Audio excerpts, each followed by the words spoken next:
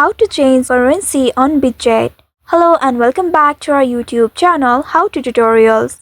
In today's video, I'm going to show you how you can change currency on Bitget wallet. To do so, first of all, you will need to open your Bitget wallet application on your mobile device and make sure you are logged into your account here. Once you are logged into your account, you will land on this main screen. Here at the top left, you will be able to see this 4 circles icon. Tap on this icon at the top left, and by doing so, you will be able to see this page. In this page, under preferences, you will be able to see different options. Here, look for currency option. Once you find the currency, here at the right side, you will be able to see the currently selected currency along with the drop down icon. Now to change it, you just simply need to tap on this option at the right side and you will be presented with a list of currencies here. From here now you can choose the currency that you prefer. Once you find the currency that you would like to select, tap on it to select it. By doing so, you will see you have successfully changed your currency on Bitget. So by following these steps, you should be able to change your currency or balance on Bitget wallet. I hope this tutorial was helpful.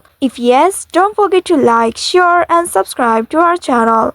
Also hit that bell icon to never miss any updates from us. Thank you for watching.